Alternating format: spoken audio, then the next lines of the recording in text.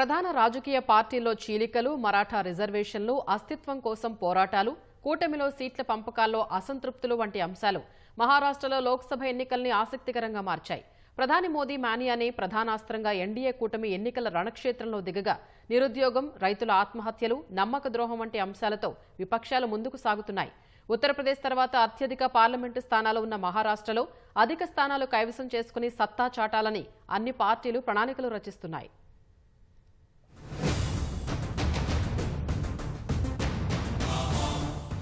ప్రధాన రాజకీయ పార్టీలైన శివసేన, ఎన్సీపీలో చీలికలతో మహారాష్ట్రలో లోక్సభ ఎన్నికలు ఆసక్తికరంగా మారాయి. ఉత్తరప్రదేశ్ తర్వాత లోక్సభ స్థానాల పరంగా అతిపెద్ద రాష్ట్రమైన మహారాష్ట్రలో అత్యధిక స్థానాలు కైవసం చేసుకుని 400 స్థానాల లక్ష్యాన్ని అందుకోవాలని ఎన్డీఏ ప్రణాళికలు రచిస్తుండగా, మహారాష్ట్రలో సత్తా చాటి తమ బలాన్ని నిరూపించుకోవాలని విపక్ష ఇండియా కూటమి వ్యూహాలు పన్నుతోంది.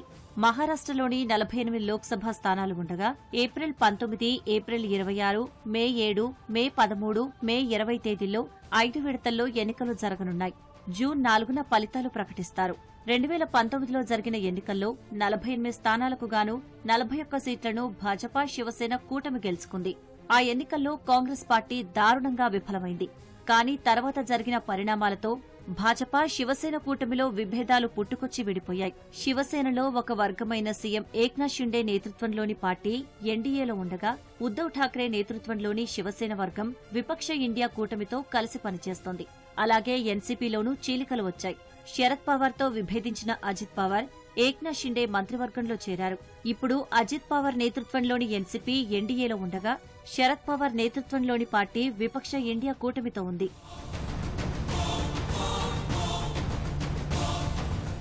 భారతీయ జనతా పార్టీ, అజిత్ పవార్ నేతృత్వంలోని ఎన్సీపీ, మహారాష్ట్ర ముఖ్యమంత్రి ఏక్నాథ్ షిండే నేతృత్వంలోని శివసేన భాగస్వామ్యులుగా ఉన్న ఎన్డీఏ 48 ఎంపీ స్థానాల్లో అత్యధిక స్థానాలు కైవసం చేసుకోవాలని చూస్తోంది. మహారాష్ట్రలో ప్రతిపక్ష కాంగ్రెస్, శరద్ చంద్ర పవార్ ఎన్సీపీ, ఉద్దవ్ ఠాక్రే నేతృత్వంలోని శివసేన భాగస్వాములుగా ఉన్న విపక్ష ఇండియా కూటమి కూడా సత్తా చాటేందుకు సిద్దమైంది. ఈ మహావికాస్ అఘాడీ విపక్ష ఇండియా కూటమిలో భాగం.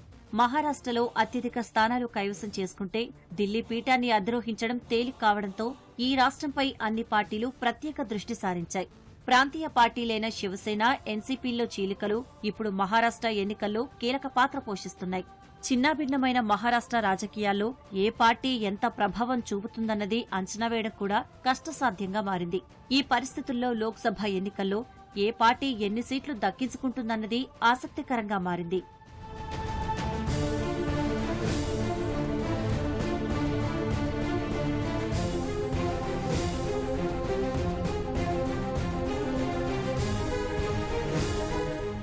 మహారాష్ట్రలో ప్రధాని నరేంద్ర మోదీ చరిష్మానే ప్రధాన అస్త్రంగా భాజపా ప్రచారంలో దూసుకుపోతోంది.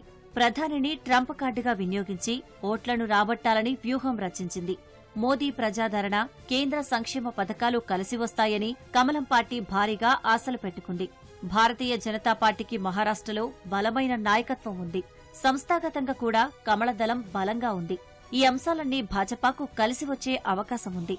అయితే ముఖ్యమంత్రిగా పనిచేసిన దేవేంద్ర ఫడ్నవీస్ ను ఉప ముఖ్యమంత్రి స్థాయికి తగ్గించడం భాజపాకు నష్టం చేకూర్చే అవకాశముందన్న అంచనాలు ఉన్నాయి.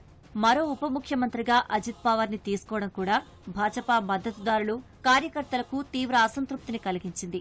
పెరిగిన నిత్యావసర ధరలు, నిరుద్యోగం వంటి సమస్యలు కూడా కమలం పార్టీపై ప్రభావాన్ని చూపే అవకాశం ఉంది. కానీ బలహీనమైన ప్రతిపక్షమున్న కారణంగా భాజపా ఎక్కువ ఎంపీ స్థానాలే లక్ష్యంగా సాగుతోంది.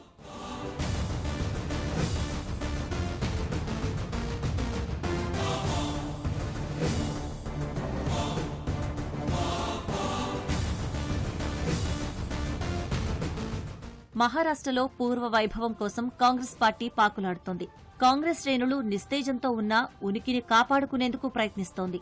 కూటమిలో మిగిలిన పార్టీలను కలుపుకుని ఊహించిన దానికంటే ఎక్కువ స్థానాలు దక్కించుకోవాలని హస్తం పార్టీ వ్యూహాలు రచిస్తోంది. కానీ మహారాష్ట్రలో చెప్పుకోదగ్గ నేతలు ఎవరూ లేకపోవడం కాంగ్రెస్ ను కలవరపెడుతోంది. ఎన్సీపీ, శివసేనలో చీలికలు కూడా ఓటమిలోని కాంగ్రెస్ ను నష్టపరిచాయి. అంతర్గతంగా ఐక్యత లేకపోవడం కూడా కాంగ్రెస్ పార్టీకి మరింత నష్టాన్ని చేకూరుస్తోంది.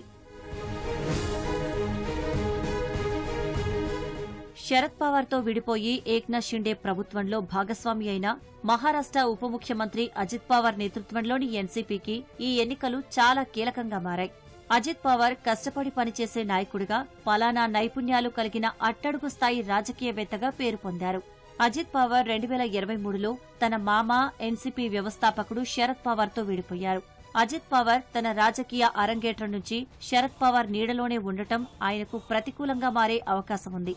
ఇప్పుడు శరద్ పవార్ నీడ నుంచి బయటపడి సొంతంగా బరిలో నిలుస్తున్న అజిత్ పవార్ ఏ మేరకు రాణిస్తారో చూడాల్సి ఉంది.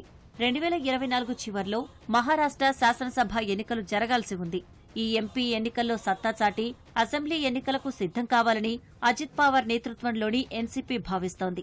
ఈ ఎన్నికల్లో అజిత్ పవార్ సత్తా చాటితే తన మామ శరద్ పవార్ నీడ నుంచి బయటకు వచ్చి బలం నిరూపించుకున్నారని అందరూ భావించే అవకాశం ఉంది. ఈసారి బారామతి లోక్సభ స్థానం నుంచి అజిత్ పవార్ భార్య సునేత్ర, శరద్ పవార్ కుమార్తె సుప్రియా సూలే పోటీ పడుతున్నారు. ఈ ముఖాముఖీ పోరులో ఎవరు గెలుస్తారో చూడాలి. ఈ ఎన్నికల ప్రచారంలో అజిత్ పవార్ కు శరద్ పవార్ ఆశీస్సులు ఉన్నాయా లేదా అన్న మీమాంసకు కూడా సమాధానం దొరికే అవకాశముందని రాజకీయ నిపుణులు అంటున్నారు. బారామతి పోరు ఎన్సీపీలోని 2 వర్గాలకు ప్రతిష్టాత్మకంగా మారింది.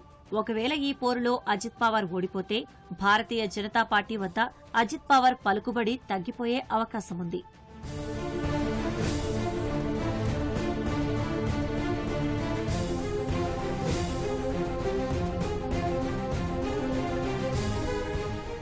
శరద్ పవార్ లేని మహారాష్ట్ర రాజకీయాలను ఊహించడం కష్టసాధ్యం. రాజకీయ కురువృద్ధుడిగా శరద్ పవార్ మరాఠా రాజకీయాల్లో చెరగని ముద్ర వేశారు. ఎన్నో ఆటుపోట్లను అధిగమించిన శరద్ పవార్ ఇప్పుడు మరోసారి అలాంటి పరిస్థితినే ఎదుర్కొంటున్నారు. చీలికతో అస్తవ్యస్తంగా మారిన ఎన్సీపీని మరోసారి గాడిన పెట్టేందుకు ఈ ఎన్నికలనే అవకాశంగా మలుచుకోవాలని శరద్ పవార్ పట్టుదలతో ఉన్నారు. శరద్ చంద్ర పవార్ ఎన్సీపీకి అతిపెద్ద బలం శరద్ పవారే. సుదీర్ఘ రాజకీయ అనుభవం, ప్రజాదరణ, పరిపాలన అనుభవం ఉన్న శరద్ పవార్ ఈసారి ఎన్నికల్లో సత్తా చాటి తన మార్క్ రాజకీయాన్ని చాటి చెప్పాలని ప్రణాళిక రచిస్తున్నారు. 1999లో ఎన్సీపీని స్థాపించిన శరద్ పవార్ సీఎంగా, కేంద్ర మంత్రిగా కూడా పనిచేశారు. 83 ఏళ్ల వయసులోనూ రాజకీయాల్లో చురుగ్గా పాల్గొంటుండడం ఆ పార్టీకి కలిసి రానుంది.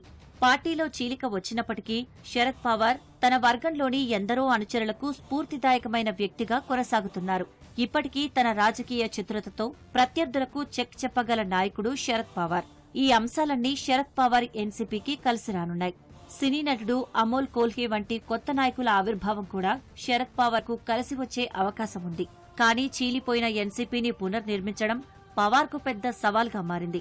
శరద్ పవార్ రాజకీయ వారసురాలిగా భావించే సుప్రియా సూలే ఆశించినంత మేర విజయవంతం కాలేకపోయారు. ప్రత్యర్థులను దూకుడుగా ఎదుర్కోవడంలో సుప్రియా సూలే విఫలమవుతున్నారు. 1999 నుంచి ఎన్సీపీ ఓట్ల శాతం 15 నుంచి 16% మధ్య నిలిచిపోయింది. 25 ఏళ్లు దాటినా ఓట్ల శాతం మాత్రం పెరగలేదు.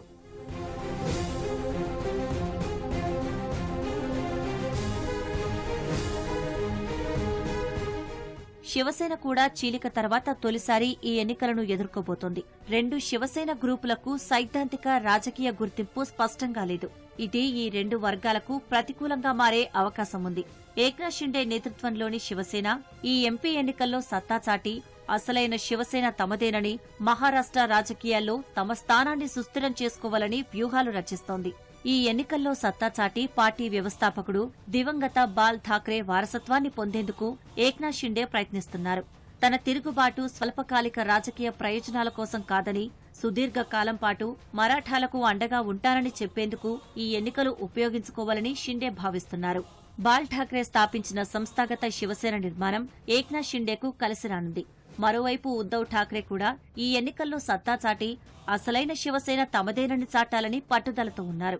షిండే, ఆయన వర్గం ఎమ్మెల్యేల తిరుగుబాటు పట్ల అసంతృప్తిగా ఉన్న ఓటర్ల నుంచి ఉద్దవ్ ఠాక్రే పార్టీకి సానుభూతి వచ్చే అవకాశముంది. ఉద్దవ్ ఠాక్రేకు తన నాయకత్వ నైపుణ్యాన్ని ప్రదర్శించి కోల్పోయిన స్థానాలను తిరిగి గెలిచేందుకు ఇదే సరైన సమయమని ఆ పార్టీ వర్గాలు భావిస్తున్నాయి. షిందేతో అసంతృప్తిగా ఉన్న శివ సైనికులను ఆకర్షించడానికి ఉద్దవ్కు ఇది సువర్ణ అవకాశంగా రాజకీయ విశ్లేషకులు భావిస్తున్నారు.